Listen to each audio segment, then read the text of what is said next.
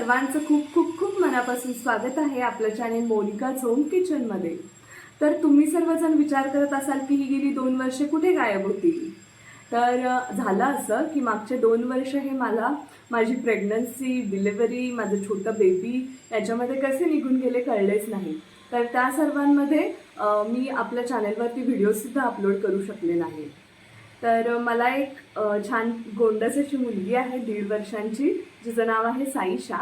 तर ती आता 1.5 वर्षांची झाली आहे. तर मग म्हटलं की चला पुन्हा एकदा आपण आपलं चॅनल चालू करूया. तर आपल्या चॅनलचं नाव होतं मोनिकाज होम किचन. ते मी थोडंसं चेंज करते आहे आणि मोनाज किचन अँड लाईफस्टाईल असं आपल्या नवीन चॅनलचं नाव असेल. तर हे नाव तुम्हाला कसं वाटलं हे कमेंट सेक्शनमध्ये जरूर कळवा. तर या चॅनलवरती आपण रेसिपीज तर सर्व शेअर करणारच आहोत. त्याचसोबत बाकीच्यासुद्धा खूप साऱ्या ॲक्टिव्हिटीज करणार आहोत, जसे की साईशाच्या काही गमती असतील, छोट्या मुलांच्या रेसिपीज असतील, त्याचबरोबर DIYs असतील, डेकोरेशन्स असतील, डेली ब्लॉग्स पण असतील. तुम्ही जसा आधी सपोर्ट केला तसासुद्धा आत्ता माझ्या चॅनलला सपोर्ट करा. आणि जर तुम्ही माझ्या चॅनलवरती नवीन असाल तर चॅनलला लाईक करा, शेअर करा आणि सबस्क्राईब करायला विसरू नका. सबस्क्राईब केल्यानंतर जे बेल आयकॉन असतं त्यालासुद्धा तुम्ही प्रेस करा, म्हणजे मी जे ज्या रेसिपीज टाकते किंवा जे जे व्हिडिओज टाकते ते तुमच्यापर्यंत नक्की पोहोचतील. तर आज आपण बघणार आहोत खूप छान आणि पौष्टिक आणि साधी सोपी अशी रेसिपी आहे. लहान मुलांच्यासाठी आपण रवा आणि गाजराची खीर बनवणार आहोत. तर ही खीर तुम्ही त्यांना ॲज अ ब्रेकफास्ट म्हणून देऊ शकता किंवा ॲज अ इव्हिनिंग स्नॅक म्हणूनसुद्धा देऊ शकता. खूप आवडीने ही खीर मुले खातात.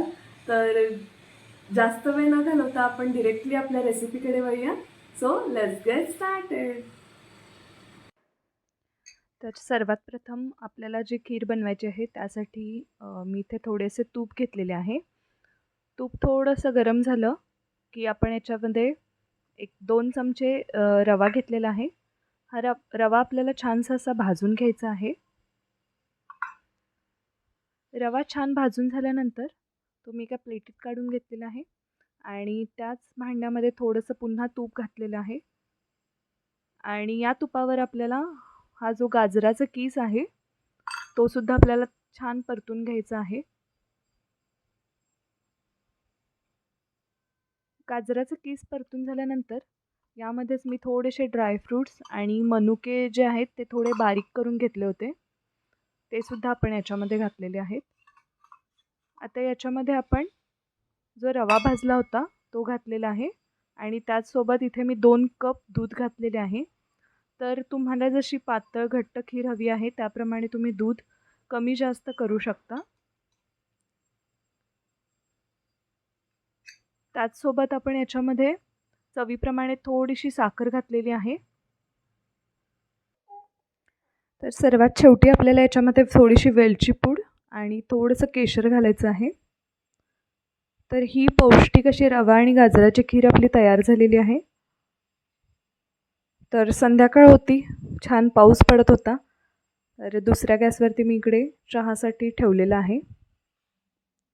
कोणाकोणाला अशा या पावसाच्या वातावरणात आल्याचा चहा प्यायला आवडतो, कमेंट सेक्शनमध्ये नक्की कळवा. चहासुद्धा झालेला होता व ती जी खीर होती ती मी थोडीशी गार करायला लावली होती साईशासाठी. खूप आवडीने साईशाने ही सर्व खीर फस्त केली होती. तिला असे पदार्थ खूप आवडतात. तर संध्याकाळचे 7:15 वाजलेले होते. आमच्या मॅडमना थोडं गार्डनमध्ये खाली खेळायला न्यायचं होतं. गार्डन म्हटलं की साईशा खूप खुश असते. हे साईशाचं खूप फेवरेट टॉय आहे.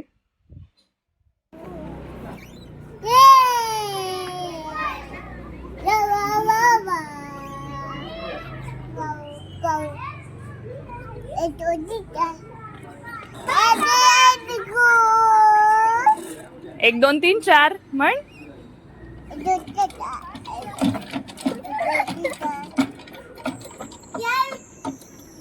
त्यानंतर साईशा काही वेळ झोपाळ्यामध्ये सुद्धा बसली होती. मग आम्ही घरी आलो. घरी आल्यानंतर आमचा अचानक डिनरचा प्लॅन झाला. तर आम्ही आमच्या घराजवळ असलेल्या एका प्युअर व्हेज रेस्टॉरंटमध्ये गेलो होतो, ज्याचं नाव आहे साई पॅलेस. तर संडे असल्यामुळे खूप म्हणजे खूप जास्त इकडे वेटिंग होतं. पण वेळ पण झाला होता म्हणून आम्ही थोडा वेळ वाट बघितली आणि मग आम्ही जेवायला गेलो इकडे. तर इथलं जेवण खूप टेस्टी असतं. आम्ही बऱ्याचदा इकडे जेवलो आहोत. त्यानंतर बरीच रात्र झाली होती.